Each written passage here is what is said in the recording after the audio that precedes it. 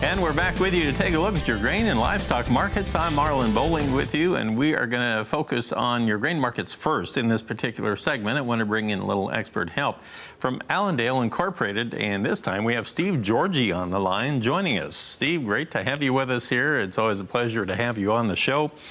We had just got some brand new numbers as I was coming in the studio here. It is our new weekly export inspections numbers. We can take a look at what those numbers are.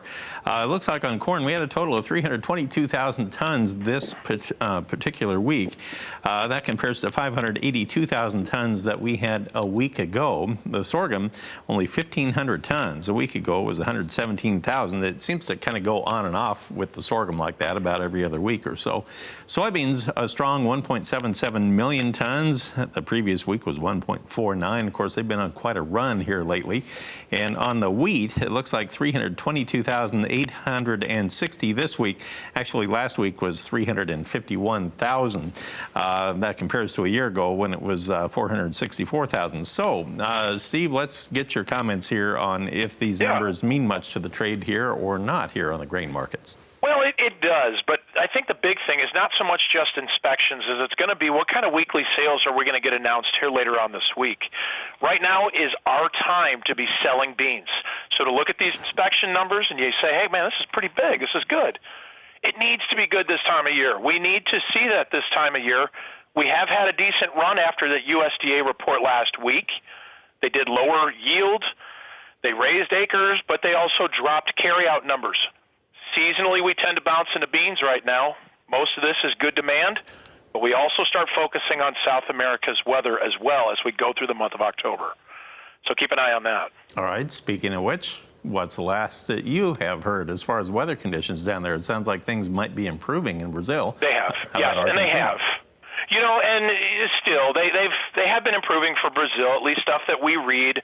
You know, but what it does is how many times do we hear you plant in the dust, the bins will bust? Or, you know, there's all of these sayings that get tossed around. Thing is, though, is that they're still going to get this crop in the ground. But we tend to put a little bit of weather premium in, just like what we do here when we get planting. We're going to tend to do that as well. But it really, as we go into the next few months, that weather and really the patterns that we get there, whether or not it's too wet or too dry, too hot or too cold or too something, the market usually will look at that as friendly. So we'll be a little bit careful with that. We did see USDA adjust some numbers for beans, so maybe that right now that bearish tone around beans is going to be set aside.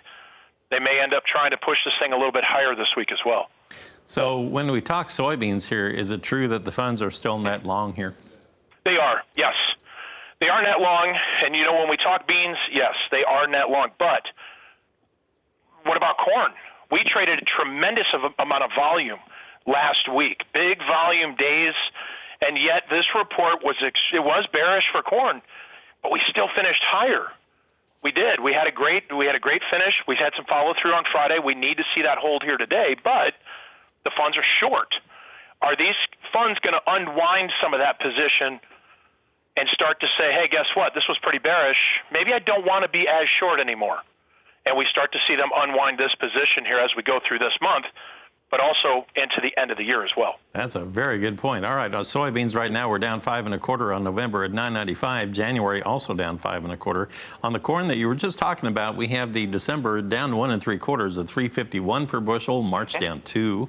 On the wheat, wheat had been firmer in the early going, and it turned around. December Chicago wheat down 2 1/4 now at 4.37 1/4. In Kansas City, we have December trading a penny and a half lower. 4.34 3/4 is now our last trade, so we're basically 6 cents off our earlier high from last night. Minneapolis spring wheat trade has December now down 3 at 6.12. That's 8 cents off its earlier high last night. And in the cotton market at the present time, we have the December cotton. If we can roll the screen over there, we have December now trading 92 lower at 67.70 cents per pound. Steve, I can't wait to get your thoughts on the livestock trade. We had just a rash of action late in the week last week. We'll sort it all out when we come back.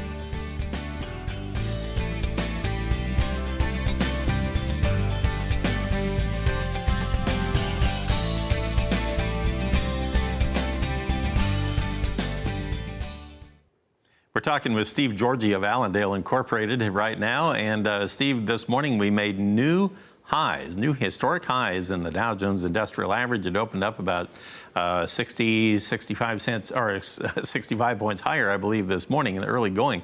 The U.S. dollar value on the U.S. dollar index, we can take a look at where the futures are there on the December futures.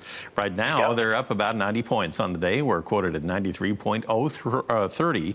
And then if you look at the crude oil trade, now in the crude oil market on West Texas crude, we have November futures now at 51.69 per barrel. That's up 24 cents. It's not all that often that you see all three of those going higher at the same time, is it? No, you're right. Usually that relationship, there's a difference there. You know, when you just have green on the screen, it's just someone hitting the go button. You know, and that's what's going on. I mean, you look at the Dow continuing to make new highs, new high every day. It's really hard to sell something that continues to make a new high every day. It looks really good on a chart. Same thing when you look at crude oil, things are really good. We're near an upper end of a range, though, for crude, so we got to be careful again. But the market seems happy where it currently is. So there's not a lot of news to really generate any kind of push in either direction. The dollar has firmed up off its lows a little bit. So we've got some support now on these charts, because before it was just down, down, and down. Now we've got some support in this dollar as well. But it doesn't seem to matter, as you said, you know, and that's the attitude that we have, this relationship between the three. Right now, they all look really strong at this point. Live cattle and feeder cattle. We'll take a look at our futures trade right now. And on the big board in Chicago, we have live cattle currently trading 16 higher on December at 117.28. February up 20 at 121.28. They just haven't hardly moved all day long so far. On the feeder cattle side, now we have the November contract over on the feeders, now trading at 155.40. That is up 40 cents on the day. January 35 higher at 153.40. Lean hogs have been trading firmer on the nearbys, especially where we have December up half a dollar at 62.70 per hundred, and February up 37 now at 67.82. So generally, it seems like a firmer tone here all across the livestock complex. What do you think is underlying this here? Well, you know, I guess with cattle in general, we had 111 trade last week. Some of the expectation, I was talking with our research guys earlier today, and you know, they're expecting to see maybe steady cash trade this week. You know, we've seen the boxes that have been good. Box beef has been strong, but we're looking for cash trade to remain steady this week. Maybe continue to climb, though, throughout the month.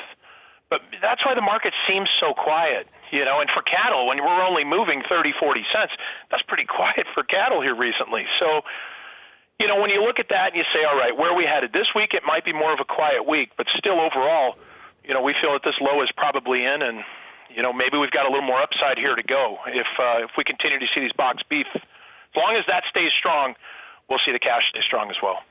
Interesting. All right. Thank you, Steve, for weighing in on the market. It's always a pleasure. Steve Georgy of Allendale Incorporated in McHenry, Illinois. So there you have it, Christina. On the livestock side, mainly firmer. Grain side, not so much. Okay, we'll keep watching it. Thank you so much. There you go. Markets editor Marlon Bowling.